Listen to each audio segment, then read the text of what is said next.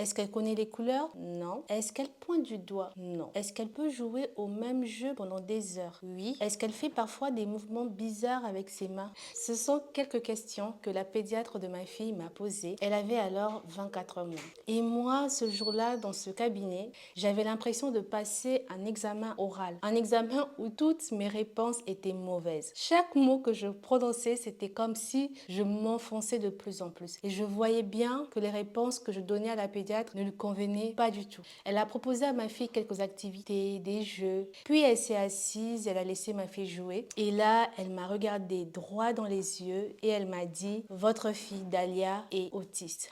Là, le choc. Je pleurais, mais aucune larme ne sortait de mes yeux. Mon corps pleurait, mais pas mes yeux. Elle a continué à nous expliquer, à parler plein de choses. Et je me rappelle vaguement des mots: bilan, MDPH, parcours du combattant. Elle a dit à mon ex-mari et moi: l'un de vous devra vous sacrifier parce que le parcours, il est lent. Mais moi, j'étais plus là en fait. En fait, je comprenais plus rien de ce qu'elle disait. La consultation, elle a duré 2 heures, mais je vous avoue que pour moi, ce jour-là, c'était comme si c'était une éternité. Elle avait osé mettre sur le même plan autisme et handicap.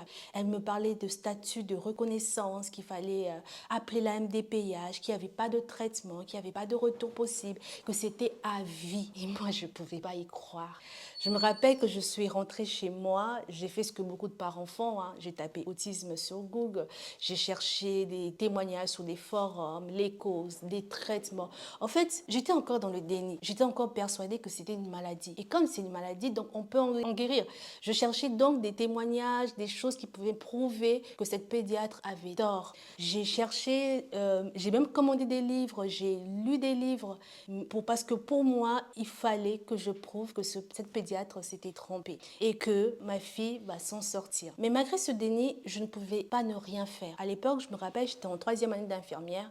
La première chose que j'ai fait, c'est d'aller voir ma cadre et je lui ai dit: ne vous inquiétez pas, je reviens dans un an, je dois juste faire passer à ma fille des bilans et si ça se confirme qu'elle est autiste, je mets des choses en place rapidement et je reviens. Je me souviens de son regard, elle était cadre infirmière, elle connaissait l'autisme, elle était lucide, elle m'a accordé quand même le report d'année, mais je lisais bien dans ses yeux qu'elle pensait bien qu'on n'allait jamais se revoir et elle avait raison. On a fait passer des bilans à ma fille, orthophonique, psychologue, neurologue, tout.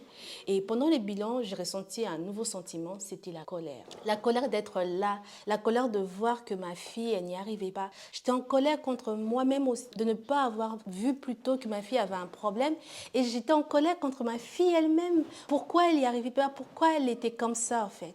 Puis les résultats sont tombés et le diagnostic a été confirmé. Donc là, double choc. Et cette fois, impossible de rester dans le déni. Mais ce qui est le plus fou, c'est qu'on n'a même pas le temps d'être triste en fait. J'étais triste, mais en même temps, on te dit que c'est confirmé ta fille autiste. Il faut appeler le CAMS, il faut appeler des orthophonistes, il faut appeler une psychomotricienne, il faut appeler une éducatrice, il faut remplir le dossier MDPH. Tu n'as pas le temps de pleurer. Tu dois agir. Tu dois mettre en place un protocole, un nouveau projet de vie.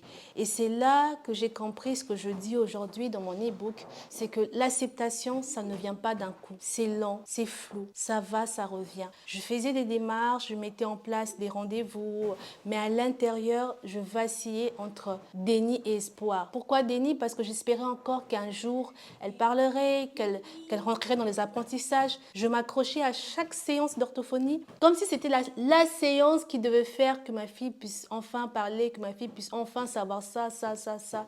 Et puis voilà, j'ai admis aujourd'hui que j'ai vacillé pendant longtemps entre colère, déni, acceptation. Et même aujourd'hui, 9 ans plus tard, j'avoue que le choc, il est passé. Mais la colère, la tristesse, l'acceptation, je le ressens encore. Alors toi qui m'écoutes, peut-être que tu es en plein dedans. Peut-être que tu viens d'apprendre que ton enfant est autiste. Peut-être que tu pleures sans larmes ou même avec. Peut-être que tu tapes autisme dans Google tous les soirs. Peut-être que tu es en colère, que tu te sens nul, que tu veux fuir, que tu en veux même ton enfant. Et peut-être, comme moi, tu t'accroches encore à un miracle. Sache que tout ça, c'est OK. Tu n'es pas seul. Accepter, ce n'est pas abandonner. Accepter, c'est continuer d'aimer autrement. Et si tu veux, je suis là pour marcher un bout de chemin avec toi.